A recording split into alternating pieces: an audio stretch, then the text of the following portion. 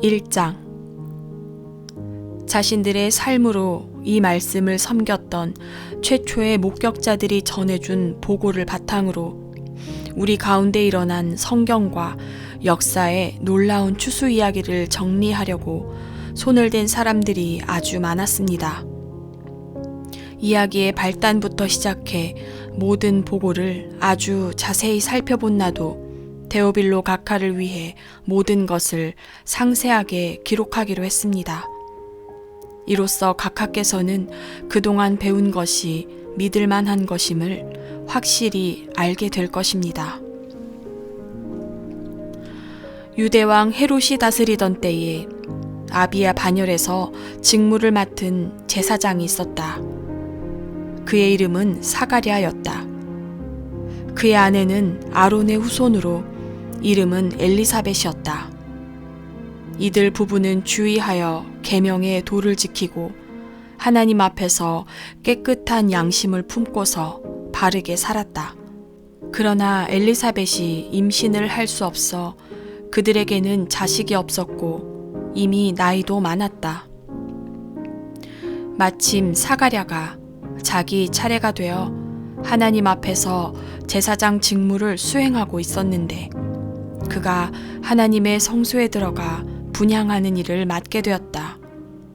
그것은 평생 한 번 오는 일이었다. 분향 시간에 회중은 성전 바깥에 모여 기도하고 있었다.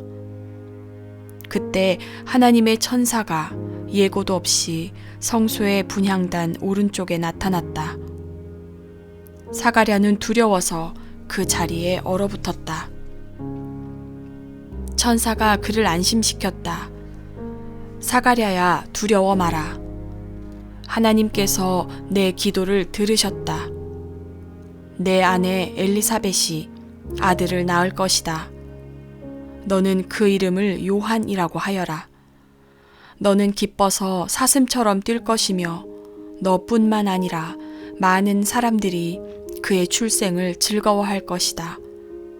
그는 하나님께 큰 인물이 될 것이다. 그는 포도주와 맥주를 마시지 않을 것이며 모태에서 나오는 순간부터 성령으로 충만할 것이다. 그는 이스라엘의 많은 아들, 딸들을 하나님께로 돌아오게 할 것이다.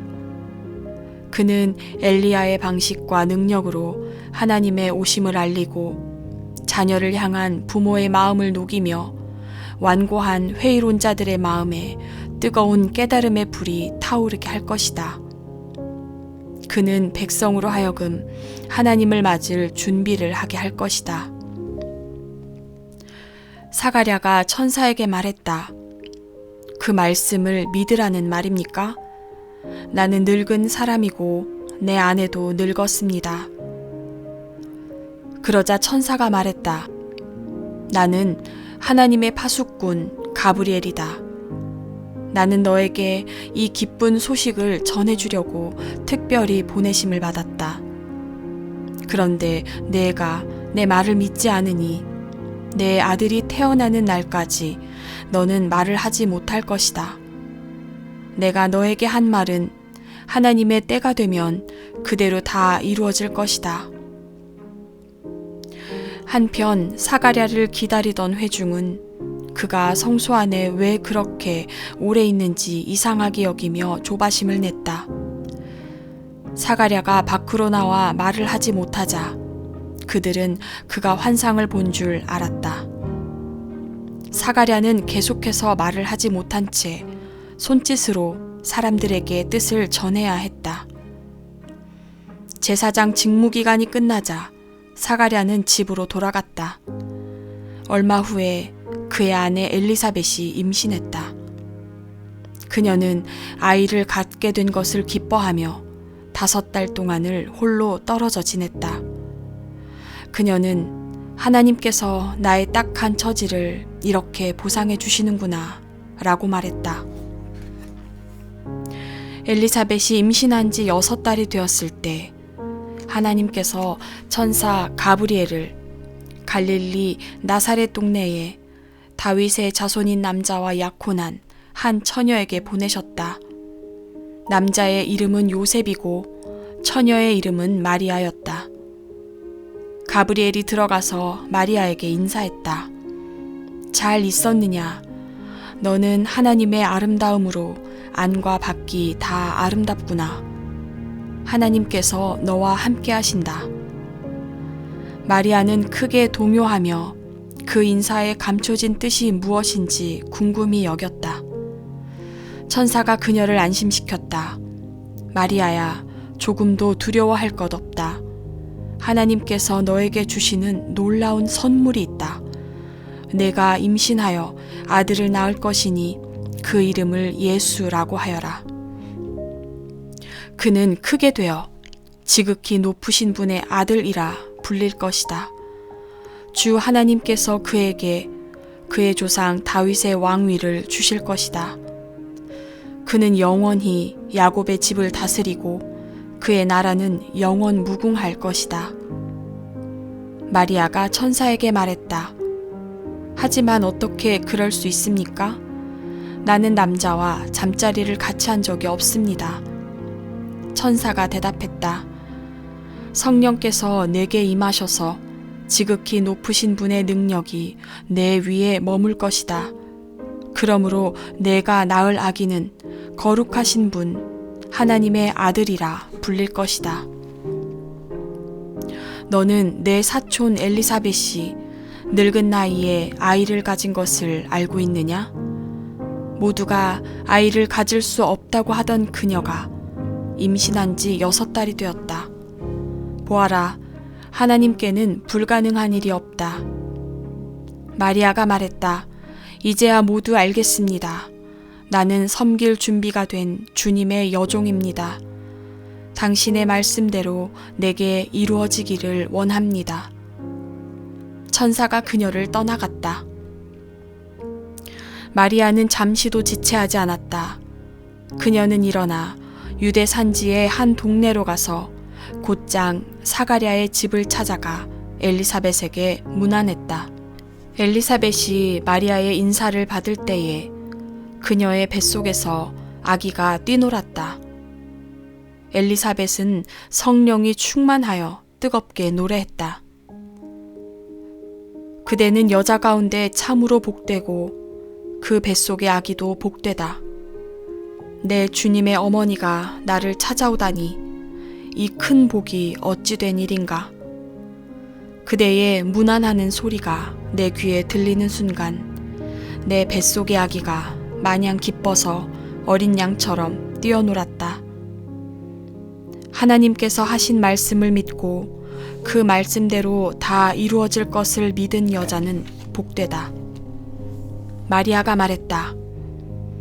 하나님이 들려주신 복된 소식으로 내 마음 터질 듯하니 내 구주 되신 하나님의 노래로 기뻐 춤추리라.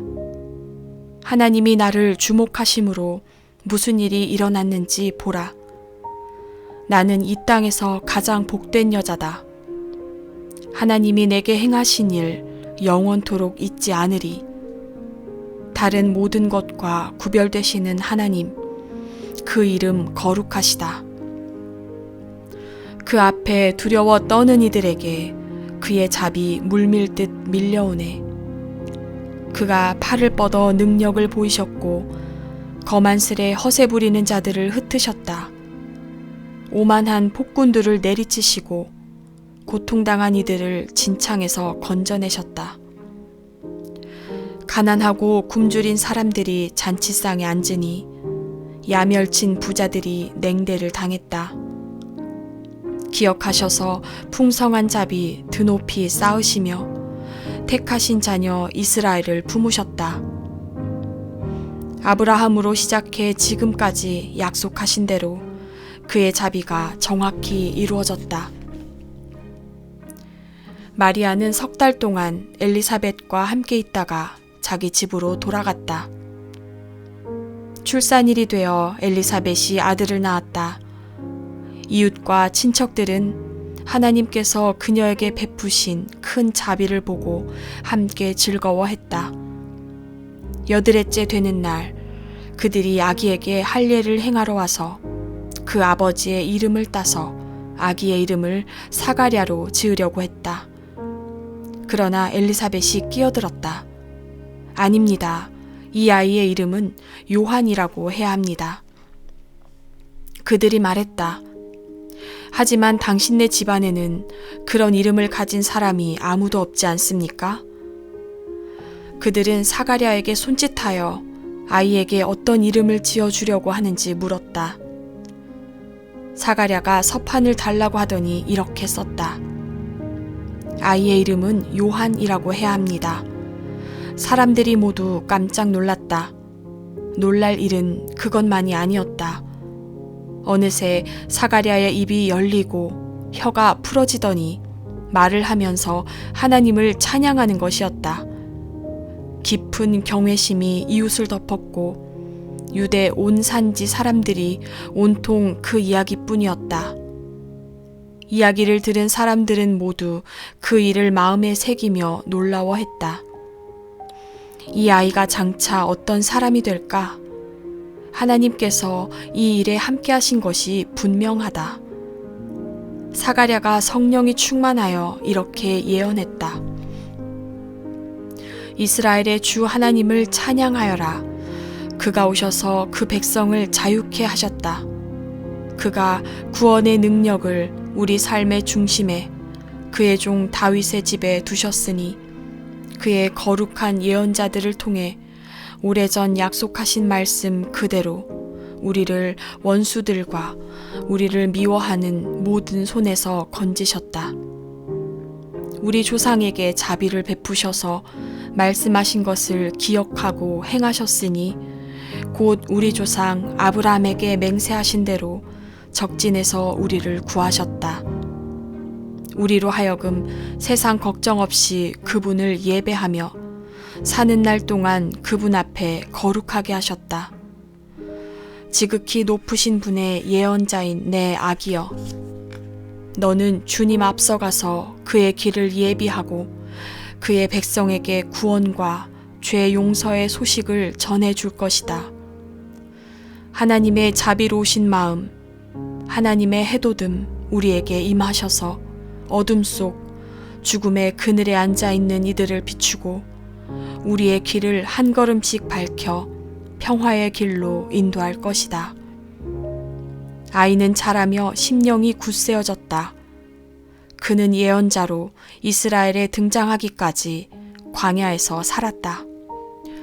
2장. 그 무렵 아우구스투스 황제가 명령을 내려 제국 전역에 인구조사를 실시하도록 했다. 이것은 구레뇨가 시리아 총독일 때 실시한 첫 인구조사였다. 모든 사람이 자기 조상의 고향으로 가서 조사를 받아야 했다. 요셉도 인구조사를 받으러 갈릴리 나사렛 마을에서 다윗의 동네인 유대 베들레헴으로 올라갔다. 그는 다윗의 자손이었으므로 그곳으로 가야 했다. 요셉은 약혼녀 마리아와 함께 갔는데 그녀는 임신 중이었다. 그들이 거기 머무는 동안 출산할 때가 되었다. 마리아는 첫 아들을 낳았다. 여관에 방이 없어서 그녀는 아기를 포대기에 싸서 구유에 뉘었다. 근처 들에서 목자들이 밤을 새며 양떼를 지키고 있었다. 그때 갑자기 하나님의 천사가 그들 가운데 서고 하나님의 영광이 그들 주위를 두루 비추었다. 목자들은 두려워 떨었다. 천사가 말했다. 두려워 마라. 내가 여기 온 것은 온 세상 모든 사람을 위한 놀랍고 기쁜 사건을 알려주기 위해서다. 방금 다윗의 동네에 구주가 나셨으니 그는 메시아요 주님이시다. 너희는 가서 포대기에 싸여 구유에 뉘어있는 아기를 찾아라.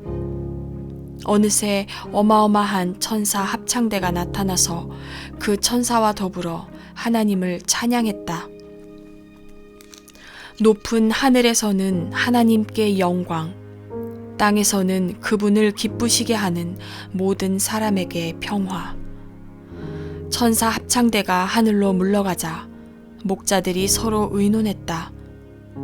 어서 베들레헴으로 가서 하나님이 우리에게 계시해 주신 것을 우리 눈으로 직접 보자. 그들은 그곳을 떠나 한다름에 달려가서 마리아와 요셉과 구유에 누워있는 아기를 찾아냈다. 목자들은 두 눈으로 직접 보고 믿었다. 그들은 만나는 모든 사람에게 천사들이 그 아기에 대해 해준 말을 전했다. 목자들의 이야기를 들은 사람들은 모두 깊은 감동을 받았다. 마리아는 이 모든 것을 마음 깊이 간직해 두었다. 목자들은 보고 들은 모든 것으로 인해 하나님께 영광과 찬송을 돌려드리며 벅찬 가슴으로 돌아갔다. 정확히 자기들이 들은 그대로 되었던 것이다. 여드렛째에 할례를 행할 날이 되어 아기의 이름을 예수라고 지었다. 그는 아기가 잉태되기 전에 천사가 전해준 이름이었다. 모세의 규정에 따라 정결 예식을 치를 날이 되자 마리아와 요셉은 아기를 데리고 예루살렘으로 올라갔다. 어머니의 태에서 처음 난 남자는 누구나 하나님께 거룩한 제물이 되어야 한다고 규정한 하나님의 율법에 따라 아기를 하나님께 바치려는 것이었다. 또한 하나님의 율법에 정한 대로 산비둘기 한 쌍이나 집비둘기 새끼 2마리를 희생 제물로 드리려는 것이었다. 당시 예루살렘에 시므온이라는 사람이 있었는데 그는 이스라엘이 구원받기를 바라고 기도하며 살아온 선한 사람이었다. 성령께서 그 사람 위에 머물러 계셨다. 일찍이 성령께서 그가 죽기 전에 하나님의 메시아를 볼 것이라고 그에게 일러주셨다. 시므온은 성령께 이끌려 성전으로 들어갔다.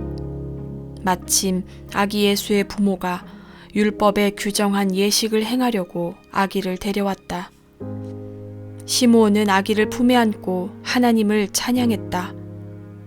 하나님, 이제 이 종을 놓아주시되 약속하신 대로 저를 평안히 놓아주셨습니다.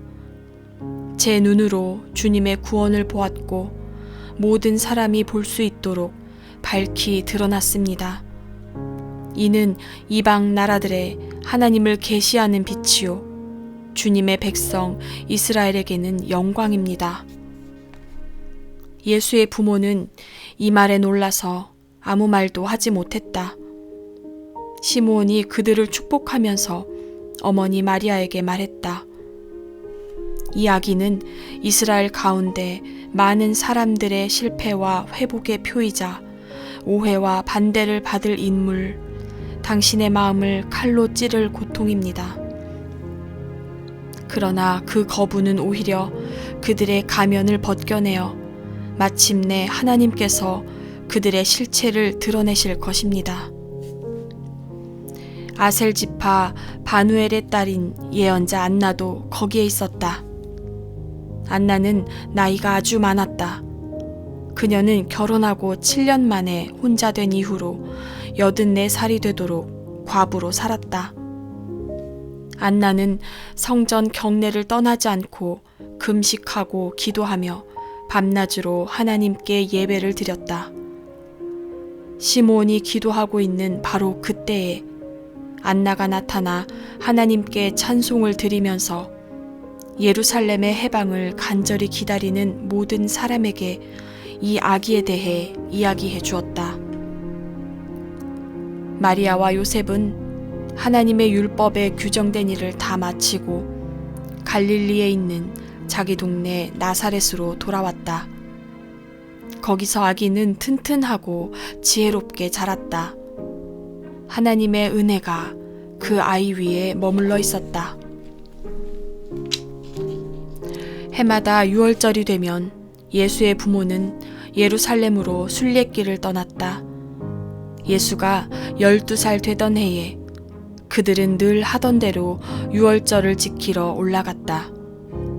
절기가 끝나 집으로 돌아갈 때에 아이 예수는 예루살렘에 남아 있었지만 부모는 그 사실을 몰랐다.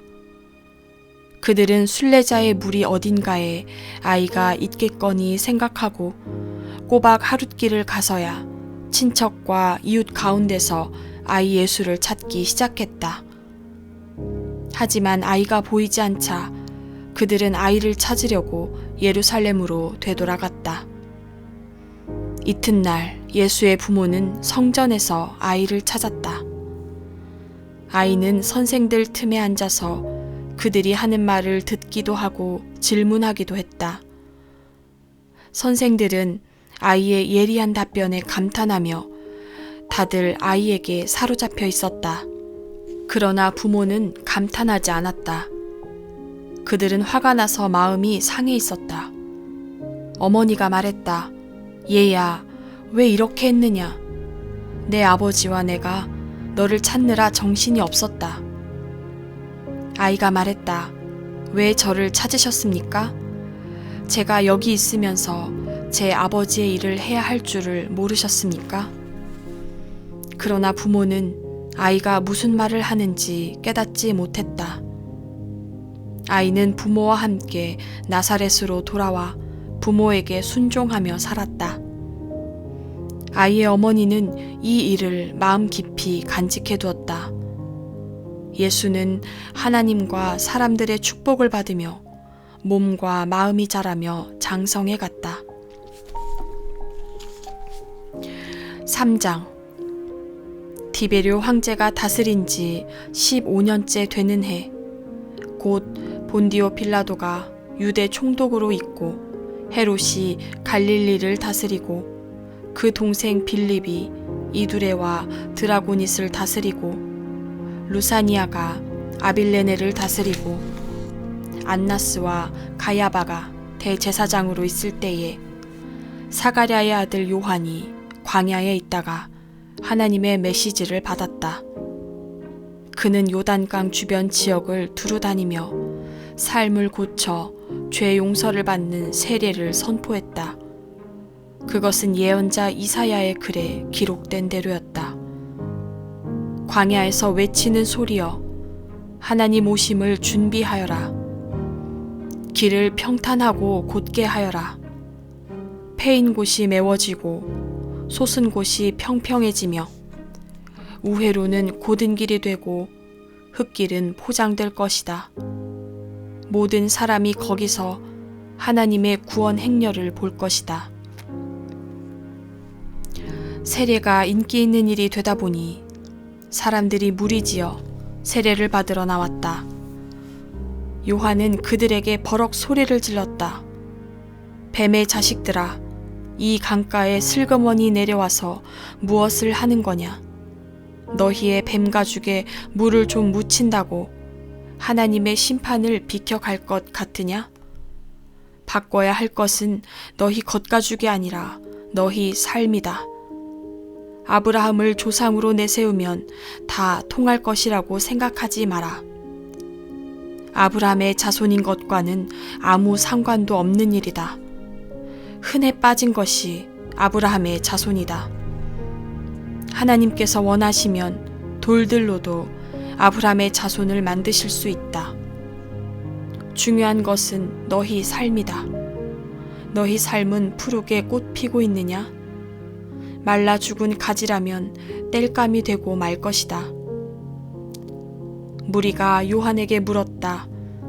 그러면 우리가 어떻게 해야 합니까? 요한이 말했다. 옷이 2벌 있거든 한 벌은 나누어 주어라. 음식도 똑같이 그렇게 하여라.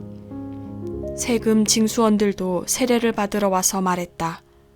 선생님, 우리는 어떻게 해야 합니까? 요한이 그들에게 말했다. 더 이상 착취하지 마라. 법에 정한 만큼만 세금을 거둬라. 군인들도 그에게 물었다. 우리는 어떻게 해야 합니까? 요한이 그들에게 말했다. 억지로 빼앗거나 협박하지 마라. 너희가 받는 봉급으로 만족하여라. 어느새 사람들의 관심이 고조되고 있었다. 그들은 모두 이 요한이 혹시 메시아가 아닐까 하고 궁금해하기 시작했다. 그러자 요한이 끼어들었다. 나는 이 강에서 세례를 주고 있다. 이 드라마의 주인공은 너희 안에 천국의 삶과 불과 성령을 발화시켜 너희를 완전히 바꾸어 놓으실 것이다. 그분께 비하면 나는 잔 심부름꾼에 지나지 않는다. 그분은 집을 깨끗이 하실 것이다.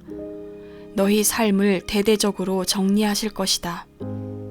그분은 참된 것은 모두 하나님 앞 제자리에 두시고 거짓된 것은 모두 끄집어내어 쓰레기와 함께 태워버리실 것이다.